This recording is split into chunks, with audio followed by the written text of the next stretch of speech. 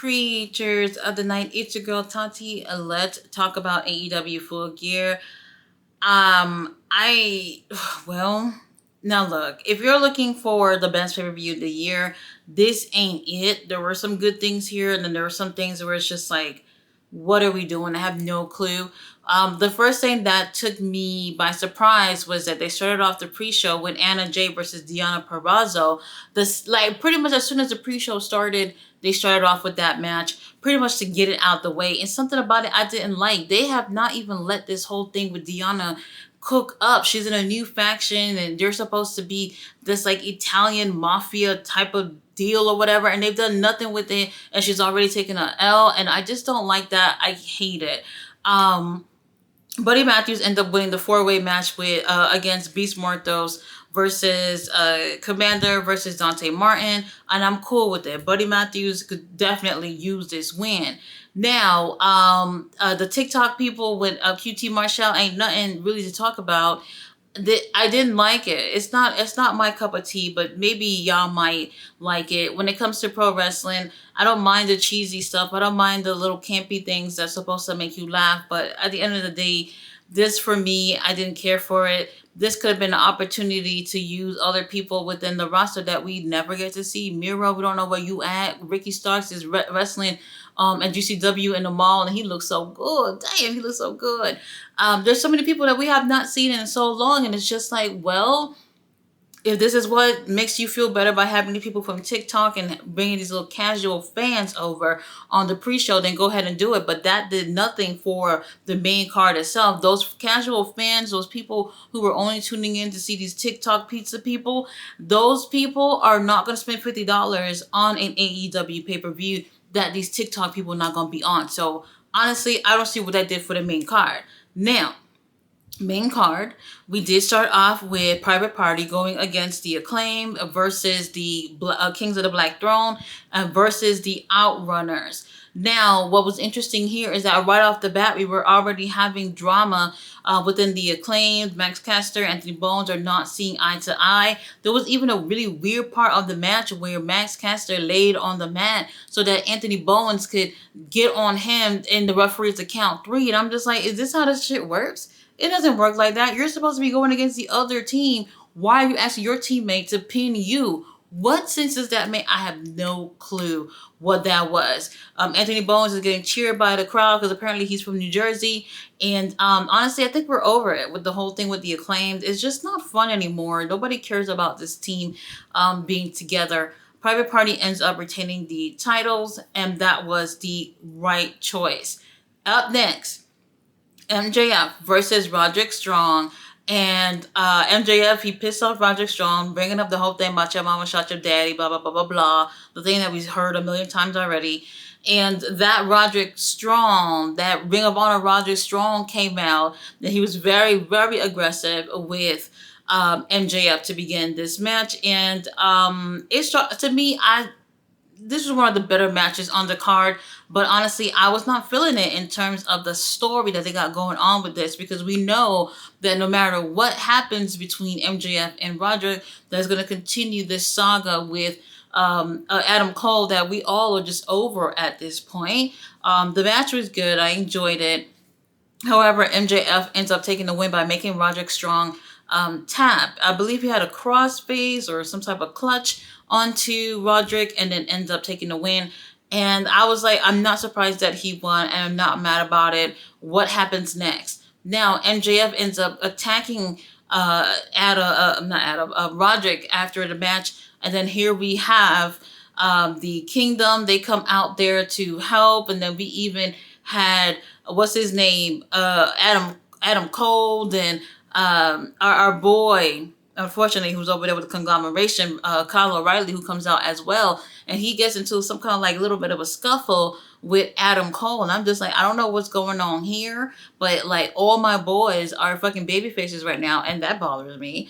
I'll cry about that later. But something about it just kind of feels like I would rather see what's going on between this whole little Kingdom Undisputed Era thing that they got going on instead of them having MJF in the story. For me, I'm over the whole thing. But it looks like they're going to continue it from here. After this, we have the TBS title on the line, Mercedes Moné versus Chris Statlander. And this is definitely one of my favorite matches of the night. These girls absolutely brought it. The only women's match on the main card. And I just have to say that I'm disgusted with all these promotions who feel like they can't even put not even, you don't even have to be half the card of women's matches. Like, these women's are just as important as the men are in these promotions. And once again, it's just one women's match, and they just let it. I just don't understand. Like, these people who were at the media scrum earlier asking about, does a Hurt Syndicate want to be in a 3 action figure package and all that stuff? Y'all asking stupid questions instead of questions like, why aren't there more women's matches on the main card? Why are we not seeing more of the women? They are just as important as these men. And unfortunately, we get one match per pay-per-view. If we're lucky, 2 matches on the main card, which is just absolutely disgusting to me. I don't understand what that's about. But like, when it comes to wrestling, when it comes to women just partaking in this world, we gotta be a little bit more progressive with how we use these women in our companies. Let me move on before I make it a little bit more deeper than it should be. Now, one of my favorite matches of the night, like I said, with Chris and Mercedes. Camille did not get involved. Matter of fact, earlier we did see a little run-in with Camille and Mercedes, where she's just talking shit to Camille, and honestly, they're gonna break that thing up, and way quicker than I think people were expecting. There was so much potential with Camille and Mercedes Moné, but unfortunately, it seems like we're just gonna be done with it from here. While this match was really, really great, Chris Statlander seems to be holding onto her knee most of the match. And there was some times where Mercedes was holding onto her own knee onto the match. But Mercedes ended up taking the win, which I was okay with, but I didn't care too much for the finisher. Now, after this match, we do have Jay White versus Hangman Adam Page. And I have to be honest, I tuned out a little bit with this. Why? We just had this match at the last pay-per-view, which was, what, a month ago? And here they are giving us the same thing. And really, I can't really say that this match was any different from the last match. And this is nothing against these two wrestlers or anything. This is one of those situations where it's just like, all right, we just had this match just about a month ago. What can we do to make it different? Make it a fucking ladder match, tables match, make it something so that it can feel different from what we just saw a couple of weeks ago. And they didn't do that. And for me, the match pretty much felt more or less the same. However, Jay White ends up taking the win here. Hangman Adam Page is a bit Betty about it. So he ends up attacking Jay White as he's walking away on the stage. Now, he ends up attacking him, and then we had the use of security guards and what's his name? Christopher Daniels come out there. And then here is Adam Page hitting Christopher Daniels like, bitch, out of my business. And that was a good thing for me to see, because Christopher Daniels, I don't really know what we're doing with him. This was a missed opportunity in terms of what they are doing with Hangman. To be honest, I'm really confused with what they're doing with Hangman. And this right here, as weird as it's going to sound for anybody who didn't see it, Hangman and Jay White, they're actually going to play into the show a little bit later, which is very, very strange to me. After this, we have Kyle Fletcher versus William Ospreay. This was a really great match. I know we've also seen William versus Kyle Fletcher a few months back. However, things are a little bit different here because Kyle Fletcher is really trying to get out of the shadows of William Ospreay. What I thought was interesting was that Ospreay was wearing all black, and then we had Fletcher who's wearing all white. When I tell you, William gave him a chop to the chest, one chop to the chest, and he was bleeding, and I was just like, oh my God, I don't want no one to chop me in the chest. No, just no. This was really, really great. And the whole time I'm just like, I'm not worried for Kyle, but it's a possibility that William would win. Kyle Fletcher looks like a motherfucking star. He looked like $1,000,000. And every time we're seeing him, he's looking better. You see him really, really focused. Like, this guy is going to be one of the top guys in this company. Tony Khan, if you play your cards right, he's going to be one of the top guys in this company. And I am so looking forward to see what Kyle Fletcher has to offer. Kyle Fletcher ends up taking the win, and rightfully so. William already has a win over him. And I understand, William is the babyface in the situation, but Kyle Fletcher still has a lot to prove, especially with beating someone like Will Ospreay. So congratulations to our boy Kyle Fletcher for taking the win. Now, TNT Championship on the line. Daniel Garcia versus Jackson Perry. The match I thought was okay. I was hoping to see more of an aggressive side from Daniel Garcia. Something about it where it's just like when you're going for a title, you want to see. They don't have to be a heel, but that show a little bit more aggression. Like, if you really want this title, you really gonna have to put some work into it. Daniel Garcia, he, like I said, he's okay. I wish there was a little bit more build up into Daniel Garcia being in the title picture. But Jackson Perry's a young guy who I feel like there could have been there's many missed opportunities with his title reign here, and that's the reason why I wanted him to retain. But apparently, God had other plans, so Danny Garcia ends up taking the win, and this match was just okay to me. Now, this is one of those situations where it's like, all right, the title done changed on to another young guy. What are we going to do with Danny Garcia with this title? I've said this, and I'm going to say this again, that holding a title isn't just holding the title on your shoulder, taking cute pictures, and that's it.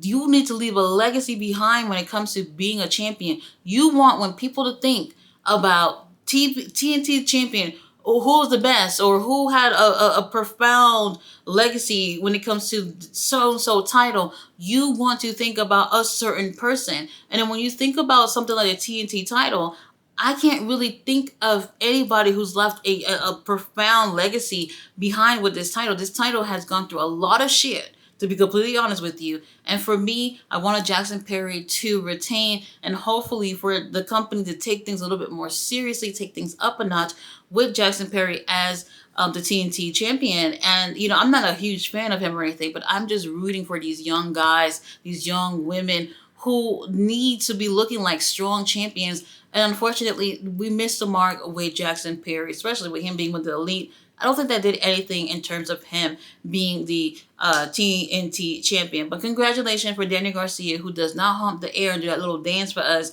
after he ends up taking the win. I'm just hoping that he is being booked strongly as a champion. Up next, AEW International Championship. We do have Konosuke Takeshita versus Ricochet. Another really, really great match. Definitely recommend watching this here. Ricochet is really trying to leave a mark here in AEW, especially after being from WWE. He really wants to make a name for himself. And I think that in terms of matches, he's giving really, really great matches. However, he fell short here in terms of getting the title. Once again, the Don Callis family, they are taking another W, and our boy Takeshita has retained the title.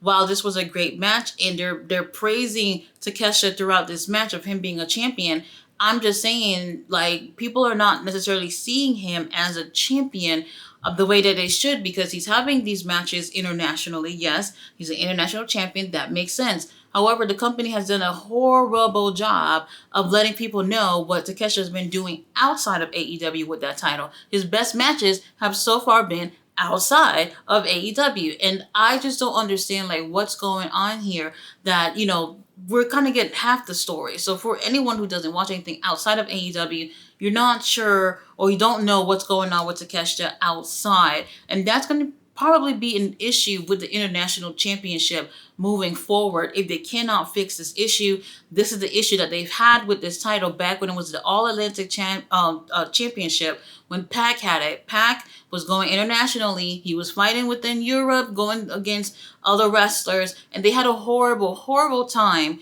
with displaying Pac as the, dare I say, international champion with the All-Atlantic title. Now here we are with Takeshita, who's doing the same thing, and I'm feeling like there is an issue here that they have to fix if they want to make the international championship be more credible within AEW. Now, up next, Bobby Lashley versus Swerve Strickland. Lord have mercy.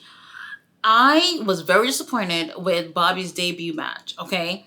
He had a match on Dynamite where he went against Cheeseburger and somebody else, I can't remember his name, and it wasn't great. Now, here we are at Full Gear against Swerve Strickland, and he was absolutely dominating Swerve throughout pretty much the whole match.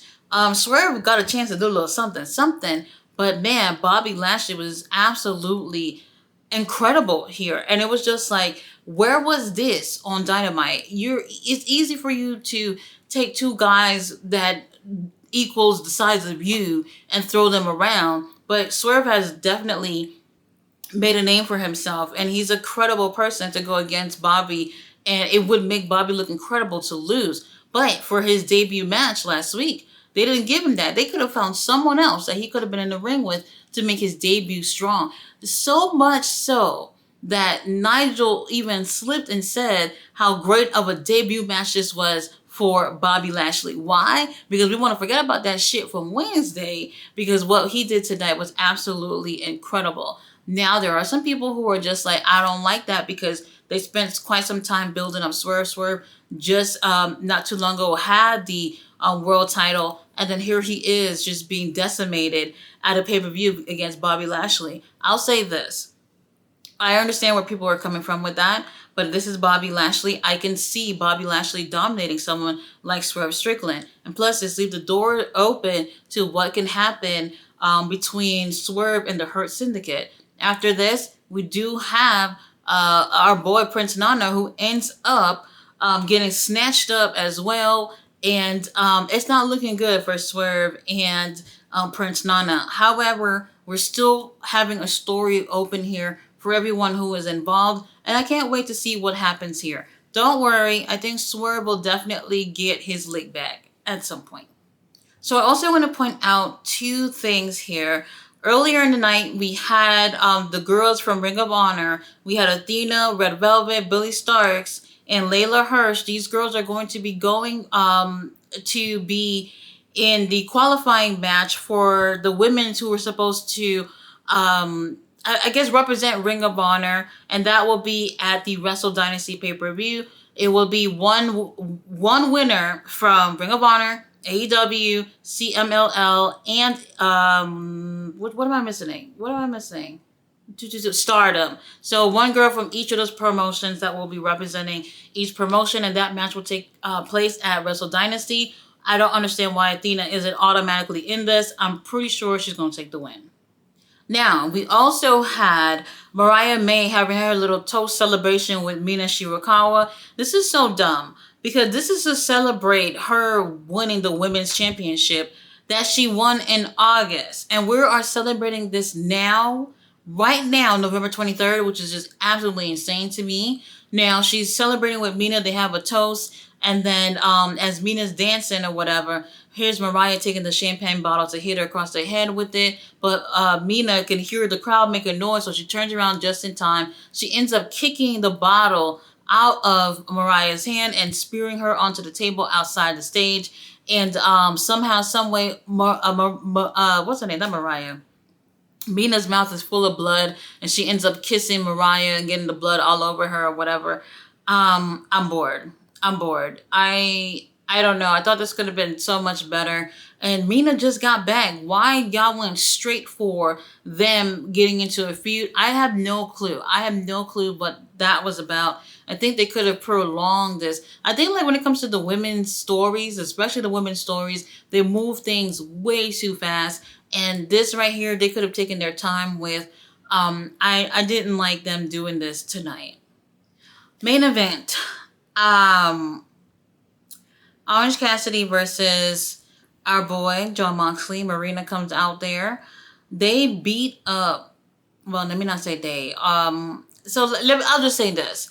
Orange Cassidy, at first, he's aggressive. He really wants to get his win. And he knows that if he wants to win, he's going to have to pretty much match up with Jon Moxley, which he attempts to do. However, Jon Moxley, he ends up taking the win with the Death Rider. And after so many orange punches, like 50 million orange punches in one match, it's probably the record in terms of the most orange punches that I've seen in one match. Like, I want to say 6, maybe up to 8 orange punches. He went for it over and over again. He gave 3 of them within the first 2 minutes of the match. So now here they are with Jon Moxley taking a win. And right before he wins, though, Claudio comes out, Wheeler comes out, a little bit of a distraction. And even Orange Cassidy resort to hitting John Moxley with the briefcase that have the world title in it. And I was just like, okay, well, whatever. You're going to have to play his game if you want to win. So it's whatever. That's not a heel turn or anything. Now, like I said, he loses the match. And then here they go, holding him down. They pour a disinfectant down his mouth. Okay, whoop-de-doo. I know Hawaiian Punch juice when I see it. They pour that shit down his mouth. And then Hangman comes out there. And Christian came out there with the the what's that thing, the Money in the Bank little contract thing, and it looks like he's going to cash in. But then we also get people like Jay White who comes out there, and it none of that shit even made sense. I was just like, what is this? What are we doing? What does Hangman has to do with anything? I don't know. Christian Cage coming out there at the end to get Moxley, to cash in on Moxley. Moxley was dominating, but all his friends are there. What sense does that make? Wheeler Yuta, Claudio, and them are there, and you're going to cash without a Kip Sabian and Nick Wayne. Mama Wayne could have even came out there and helped too. Why would you come alone? And I'm just like, who is writing this shit? Who is writing this shit that Christian will come out alone? Hangman gets in there, get involved. Then Jay White gets involved as well. So Christian obviously can't cash in. And this is the opportunity for John Moxley and the Death Riders to escape. They end up escaping. And it's just so weird. As they're leaving, they're going to the truck, and then another truck hits that truck. So now somehow, some way, they have another getaway car that's already waiting for them. They end up getting that getaway car and driving off. And who's in that truck that hit the other truck? Darby Allin. Darby Allin hit that truck. Darby Allin comes out the truck and he is covered in blood because probably this bitch was not wearing a seatbelt and probably end up hitting the windshield. Oh my God. Darby Allin, I don't even know what to say for you anymore. Now look, I'm just going to say this. In my opinion, I just feel like the ending did not make sense. The pay-per-view was okay. I think it was decent. I probably would give it a 6 out of 10 to be completely honest with you. But the matches that were really great were pretty great. CEO and Chris Statlander did a really great job. Takeshita, Ricochet was great. William and Kyle Fletcher was great as well. Everything else was just okay to me. But even after an okay pay-per-view, you still end up ending the show with things that just don't make sense. At what point is this whole thing with John Moxley just gonna make sense? This whole story of them taking over AEW, I just don't understand. Now, Christian, who is in this somehow, some way, Hangman and Jay White, just when I thought it was done with them, they're back into the whole thing. And then you hear Jay White screaming out, pack, pack, pack. And I'm just like, what is going on here? It was a mess. It really was a mess for the ending. I'm nervous to see what ends up happening from here. Do I recommend watching the pay-per-view? There's some things you will enjoy and some things that you probably wouldn't. Overall, this is not a strong AEW pay-per-view in comparison to the other really good ones. But if you want something to do for 4 hours, there you go. The pre-show makes it another hour. I'm just disappointed in terms of what we're doing with the women. And then where they have their strongest storylines, I feel like they're not putting all the heads together to come up with the best possible scenarios in terms of how to show these storylines on TV. And honestly, I just feel like there's a lack of creativity within AEW, especially where it really matters the most. Like these big storylines or whatever the hell John Moxley is doing is just not enough, and it needs to be stronger. Last year, we was in the same position when it came to the whole devil mask situation thing, where it was just like fans were invested in it, and somehow, some way, they fucked it up. And that is what is seeming like may happen with this whole Death Riders situation. And I think there's time to fix it. There's time to fix it, but we gotta do better. Tony Khan, I still love you and everything, but I mean, we gotta do better. We gotta do better. I don't even really know where to begin, to be honest with you. You guys, we got one more pay-per-view this year, which is World's End. We really don't even need it, to be completely honest with you. But we'll see how they end up moving things along, because I don't want to see John Moxley versus Orange Cassidy at the next pay-per-view. No way. Guys, thanks so much for watching my review. I'll see you guys on Wednesday for Dynamite. See you guys then. Bye.